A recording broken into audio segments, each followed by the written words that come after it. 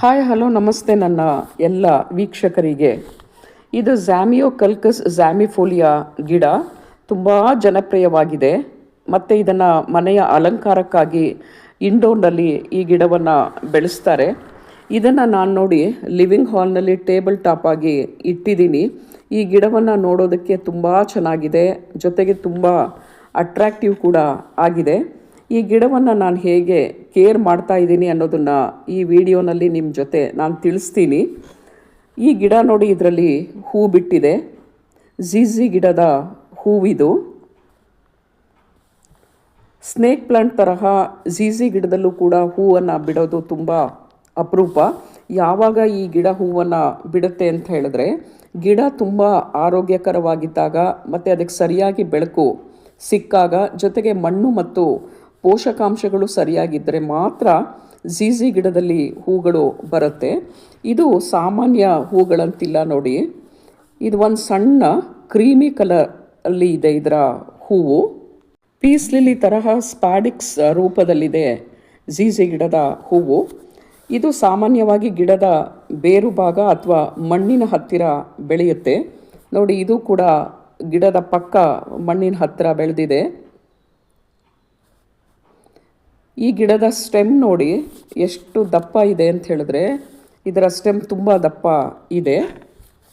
ಇದರ ಎಲೆಗಳು ನೋಡಿ, ಇದು ತುಂಬ ಗ್ರೀನ್ ಕಲರ್ ಇದೆ. ಇದರಲ್ಲಿ 2 ಕಲರ್ ಬರುತ್ತೆ. ಒಂದು ಗ್ರೀನ್ ಎಲೆಗಳಿದ್ದರೆ ಇನ್ನೊಂದು ಬ್ಲ್ಯಾಕ್ ಎಲೆಗಳು ಬರುತ್ತೆ. ಇದು ಬ್ಲ್ಯಾಕ್ ಕಲರ್ ಎಲೆಗಳಿರುವಂತಹ ಒಂದು ಗಿಡ.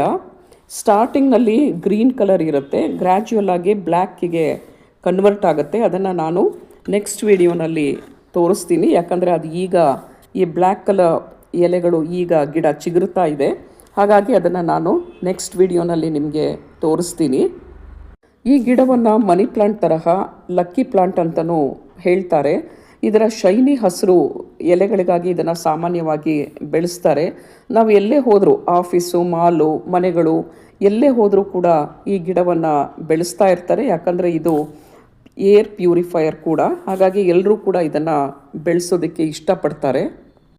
ಈ ಗಿಡವನ್ನು ನಾನು ಹೇಗೆ ಬೆಳೆಸ್ತಾ ಇದ್ದೀನಿ ಅಂತ ಅಂದರೆ, ಇದಕ್ಕೇನು ಹೆಚ್ಚು ಕೇರ್ ತೆಗೆದುಕೊಳ್ಬೇಕಾಗಿಲ್ಲ. ಬಿಗಿನರ್ಸ್ ಕೂಡ ಸುಲಭವಾಗಿ ಯಾವುದೇ ಸ್ಟ್ರೆಸ್ ಇಲ್ಲದೆ ಈ ಗಿಡವನ್ನು ಬೆಳೆಸಬಹುದು. ಇದರ ಎಲೆಗಳನ್ನು ನೋಡಿ ತುಂಬ ಶೈನಿ ಆಗಿದೆ. ಅಂದರೆ ಎಲೆ ಮೇಲೆ ಒಂಥರಹ ವ್ಯಾಕ್ಸ್ ಕೋಟಿಂಗ್ ಇರುತ್ತೆ, ಅದಕ್ಕೆ ಅಷ್ಟು ಶೈನಿಂಗ್ ಆಗಿ ಇದರ ಎಲೆಗಳು ಕಾಣಿಸುತ್ತೆ. ಆ ಗ್ರೀನಿಶ್ ಎಲೆಗಳನ್ನು ನೋಡೋದಕ್ಕೇ ಅಷ್ಟು ಖುಷಿ ಆಗುತ್ತೆ.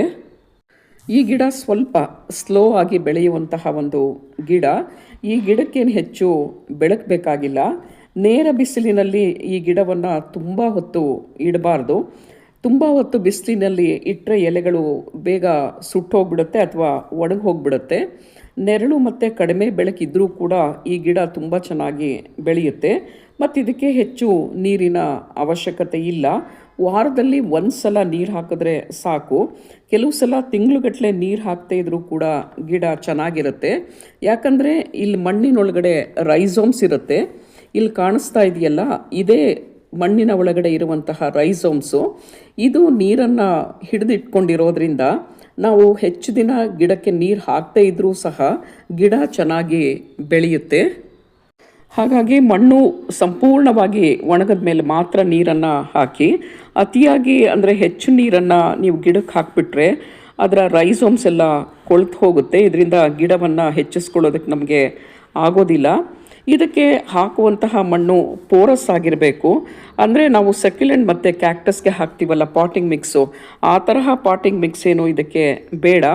ನಾನು ಇದಕ್ಕೆ ಮಣ್ಣು, ಮರಳು ಮತ್ತು ವರ್ಮಿ ಕಾಂಪೋಸ್ಟನ್ನು ಸಮ ಪ್ರಮಾಣದಲ್ಲಿ ಹಾಕಿಬಿಟ್ಟು ಈ ಗಿಡವನ್ನು ನೆಟ್ಟಿದ್ದೀನಿ.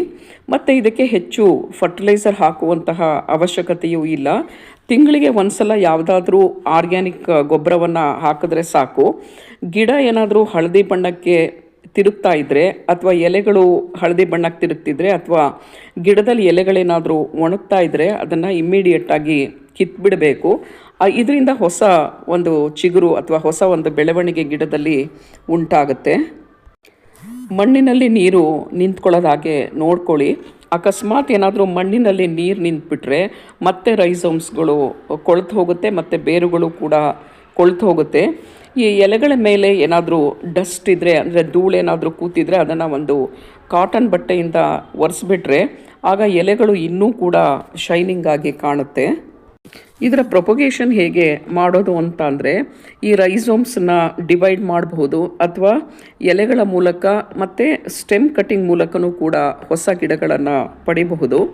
ಈ ಬಲಿತ ಎಲೆಗಳನ್ನು ಅಥವಾ ಸ್ಟೆಮ್ ಕಟಿಂಗನ್ನು ಕೋಕೋಪೀಟ್ ಅಥವಾ ಗೊಬ್ಬರ ಹಾಕಿದಂತಹ ಮಿಶ್ರಣದಲ್ಲಿ ನೆಟ್ಟರೆ ಸಾಕು, ಸುಮಾರು 3 ಅಥವಾ 4 ತಿಂಗಳಲ್ಲಿ ಬೇರುಗಳು ಬಂದಿರುತ್ತೆ. ಆಮೇಲೆ ಅದನ್ನು ಇನ್ನೊಂದು ಪಾಟ್ಗೆ ಹಾಕಿ ಗಿಡವನ್ನು ಬೆಳೆಸ್ಕೊಳ್ಬಹುದು. ಫ್ರೆಂಡ್ಸ್, ಈ ತರಹ ಯಾವುದೇ ಒಂದು ಹೆಚ್ಚು ಕೇರ್ ಇಲ್ದನೇ, ಅಂದರೆ ಯಾವುದೇ ಸ್ಟ್ರೆಸ್ ಇಲ್ದನೇ ಈ ಗಿಡವನ್ನು ನೀವು ತುಂಬ ಸುಲಭವಾಗಿ ಮನೆಗಳಲ್ಲಿ ಬೆಳೆಸ್ಕೊಂಡು ಏರ್ ಪ್ಯೂರಿಫೈ ಮಾಡ್ಕೊಳ್ಬಹುದು. ಜೊತೆಗೆ ಮನೆಯನ್ನು ಅಲಂಕಾರಿಕವಾಗಿಯೂ ಕೂಡ ಇಟ್ಕೊಳ್ಬಹುದು. Thanks for watching.